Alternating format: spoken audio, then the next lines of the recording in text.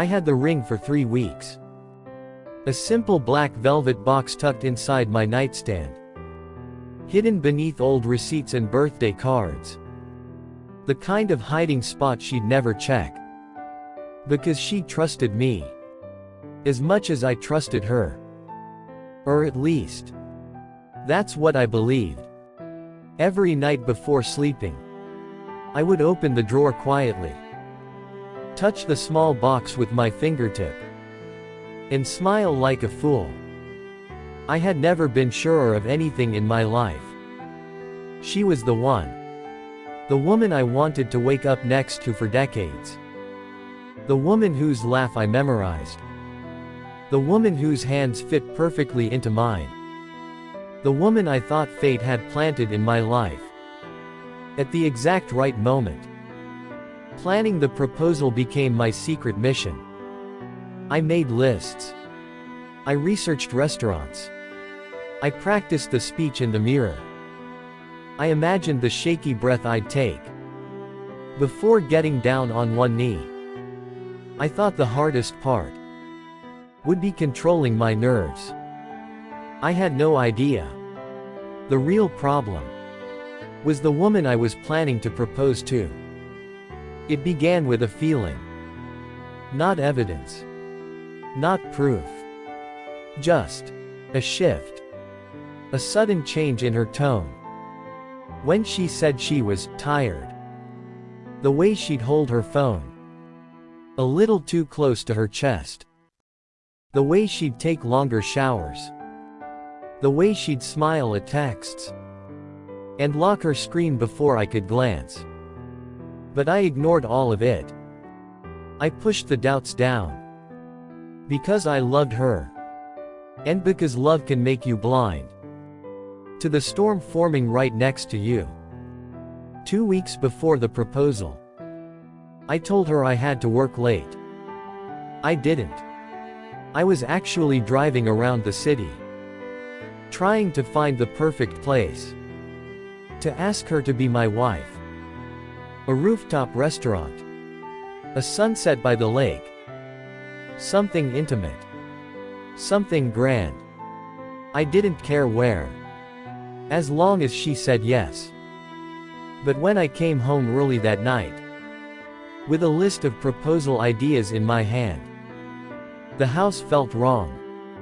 Her shoes were missing. Her jacket was gone. Lights off. No note. I texted her. "Where are you?" She replied. "Out with a friend. Don't wait up." That wasn't like her. She always told me where she was. She always came home early on work nights. A chill moved through me. But I swallowed it down and smiled. She's probably planning something too. I told myself. I had no idea how right I was. And how wrong the reason. The next morning, I walked into the kitchen and saw her phone on the counter. Unlocked. She never left her phone unlocked. Ever. It was like fate placed it right in front of me and whispered, "Look." My heart pounded. My hands shook. I didn't want to be that guy. The guy who checks his partner's phone.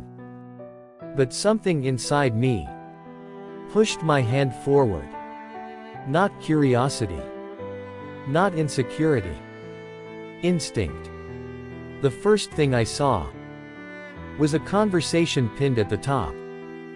No name. Just an initial. M. And the last message sent at 12:47 a.m. Last night was perfect. My stomach twisted. My legs went weak. I clicked the thread. And the world I built with her collapsed in a single sentence. "I can't stop thinking about you. He has no idea." My vision blurred. My ears buzzed. My hands went cold. I scrolled up further. Every message sharper than the last. "You said you couldn't sleep without me. When can we meet again? It felt so right. And then the knife. He's sweet. But he's not you. I closed the phone. Put it back exactly where it was. And I stood there in the kitchen, staring at the ring hidden in the next room. Like it was a joke I didn't understand. I didn't confront her. Not yet. I needed to know the full truth. Needed to see it with my own eyes. So there'd be no, you misread it. No, it wasn't what you think. No, we're just friends.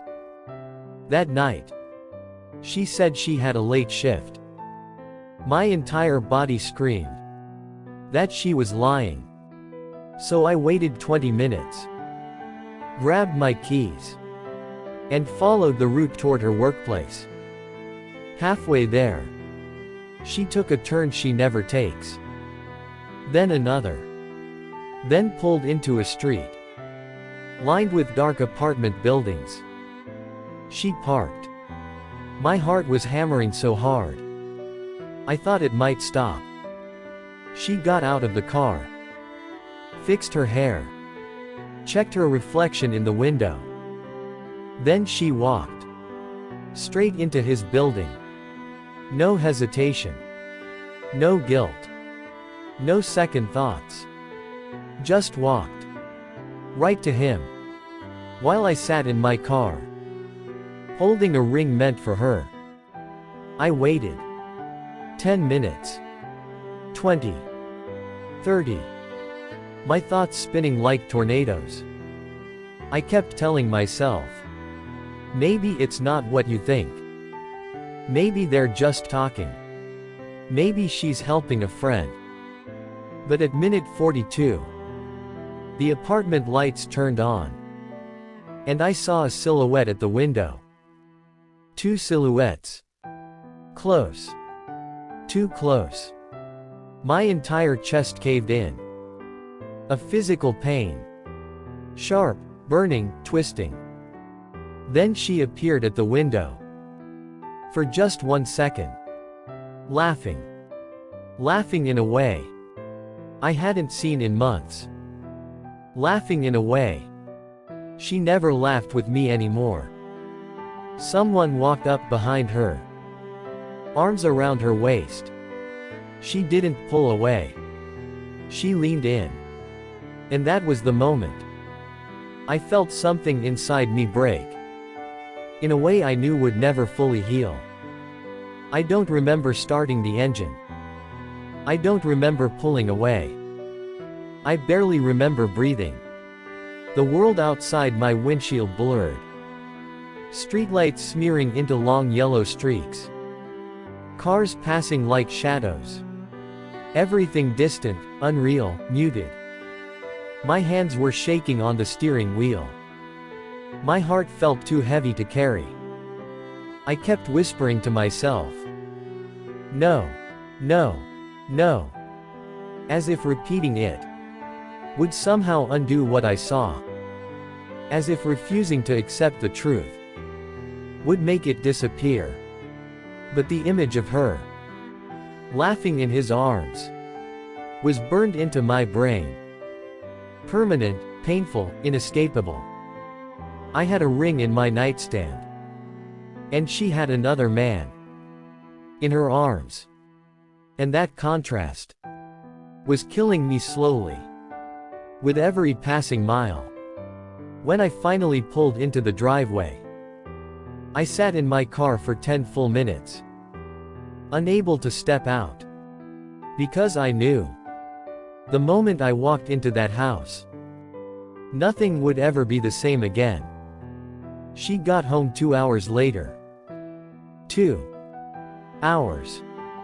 I heard the keys, the door opening, her footsteps, then her cheerful voice. I'm home. It hit me like a punch. She sounded normal, happy, untouched by guilt. Like she hadn't just spent the night in another man's apartment. I stayed sitting at the kitchen table, hands clasped together, staring at the wood grain, so I wouldn't have to look at her.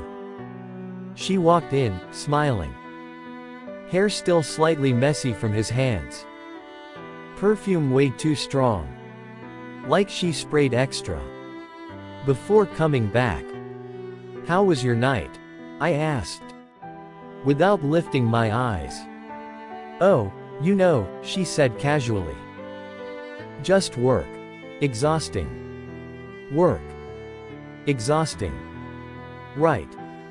She wasn't just lying to me. She was lying with confidence. With ease. With practice.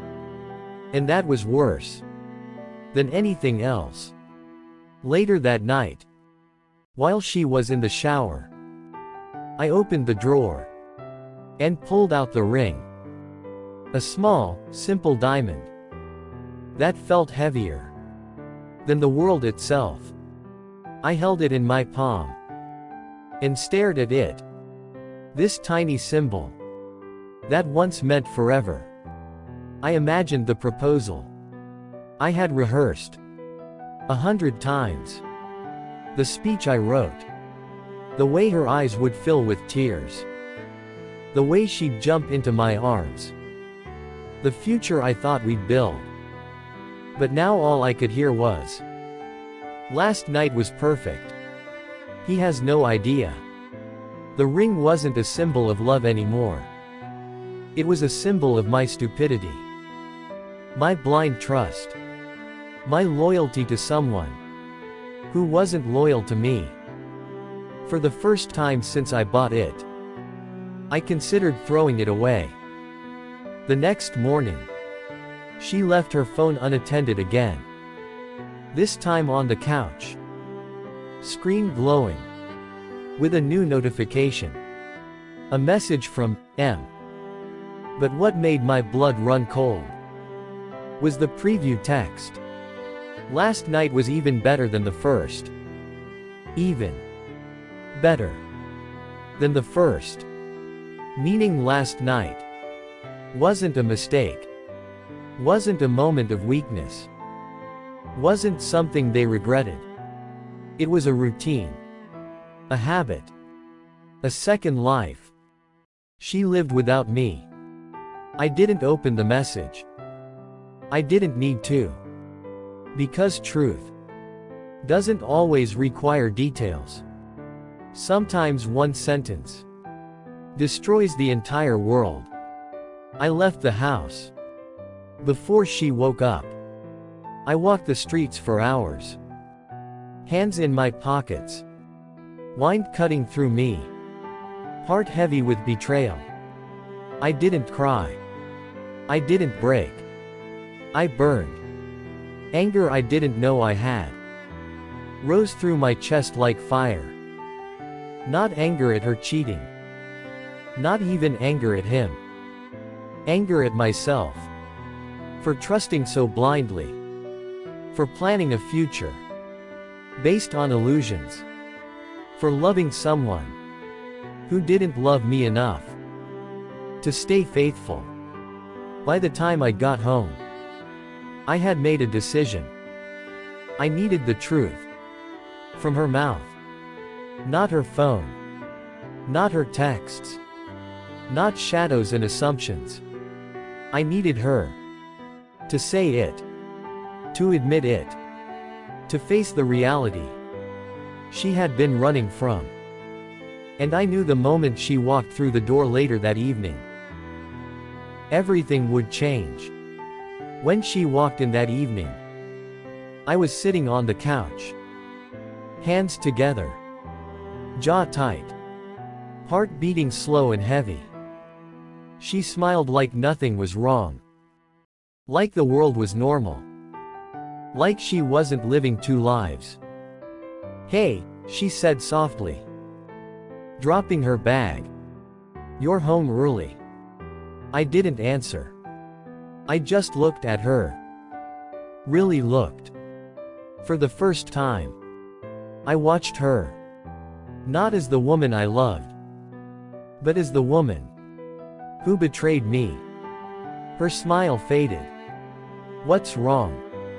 I took a breath. Steady. Cold. Controlled. Who is Em? Her face changed instantly. Too quickly. Panic, fear, shock, denial. All flashing in her eyes. Before she forced on a fake neutral expression. Em. I don't know. Maybe someone from work. Try again, I said. Low. Sharp. Final. She swallowed hard. Her hands trembled slightly. And right there, I knew. She was trapped. Inside her own lies. She sat down across from me. Like the couch suddenly felt unstable. I swear, she whispered. Avoiding eye contact. It's nobody. You're overthinking. If this story hits you, you can support the channel with a quick hype. That word cut deeper than any confession could. Because it meant she still believed. I was blind enough to doubt myself. I leaned forward, elbows on my knees, eyes locked onto hers. I saw you, I said. Quiet. Heavy. Undeniable. Her breathing stopped. Her shoulders stiffened. Her mask shattered. What? What do you mean? You know exactly what I mean. Silence. The kind of silence that only comes when the truth finally runs out of places to hide. Her face fell into her hands. Not crying. Not apologizing. Just defeated. Like someone who got caught. Not someone who regrets what they did. How long? I asked. No hesitation this time. 3 months. 3 months. My stomach twisted. My chest tightened. My hands curled into fists. 3 months. Of lies. 3 months. Of late night, work shifts. 3 months. Of coming home to my arms. With someone else's hands still on her skin. Why him? I asked. The question tasted like poison. She looked up slowly. Eyes wet. Breathing uneven. I don't know, she whispered. It just happened. I laughed. Not because it was funny. But because it was pathetic. Nothing just happens for 3 months. She moved closer to me. Reaching out like she thought she still had the right to touch me. I'm sorry, she said softly. I didn't mean to hurt you. I pulled my hand away. Because her apology wasn't real. It wasn't about me. It was about losing control. Losing the comfort of having both of us. If you were sorry, I said, you would have stopped. She didn't answer. Because she knew it was true. I continued. You didn't end it. You didn't confess. You didn't choose me. Her lips trembled. You were going to propose, she whispered. And just hearing her say that felt like a knife twisting deeper. Yes, I said. Voice flat and cold. I was. Her face broke. But still no real apology. Still no ownership. Just regret. That her double life was falling apart. I stood up. For the first time in days. My hands stopped shaking. My breathing steadied. My mind felt crystal clear. This is over, I said. She froze. Wait, no, please, we can fix this. No, I cut her off. We can't. Because love can survive distance, and arguments, and mistakes. But it can't survive 3 months of lies, wrapped in deliberate choices. You made your decision, I said. Now I'm making mine. She broke down. The kind of crying that comes too late to mean anything. But I didn't move, didn't touch her, didn't comfort her.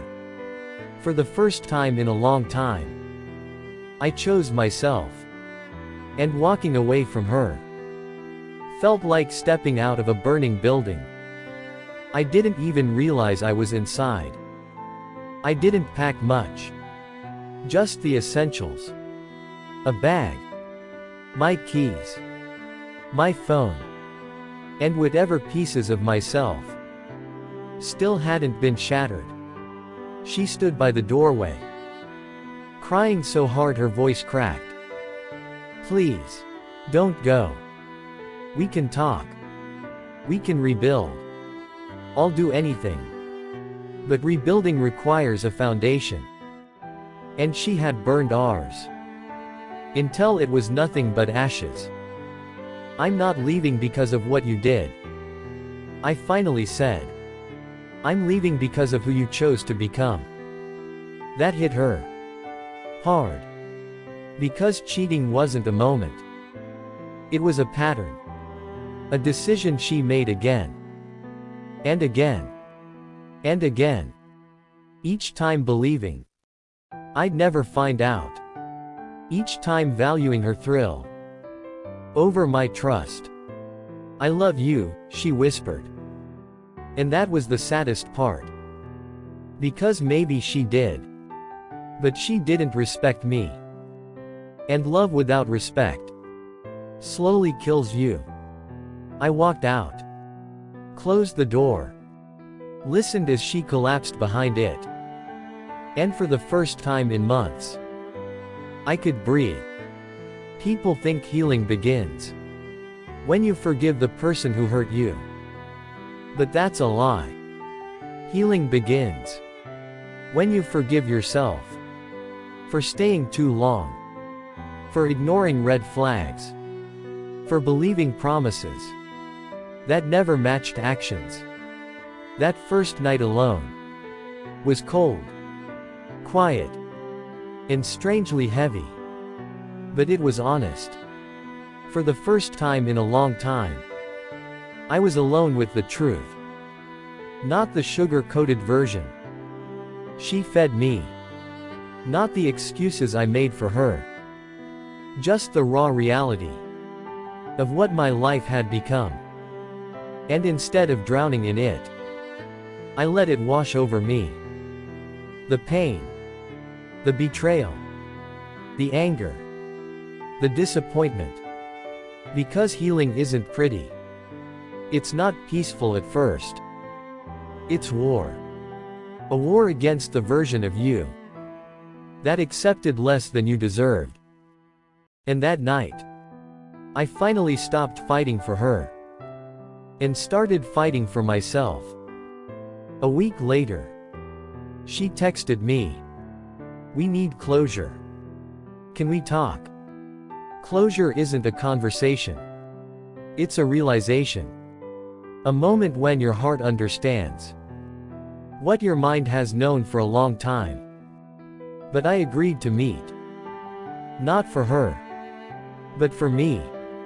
She showed up looking tired, like someone who hadn't slept in days. I miss you, she said quietly. I didn't answer. You were the best thing in my life, she continued. And I ruined it. Still. Not an apology.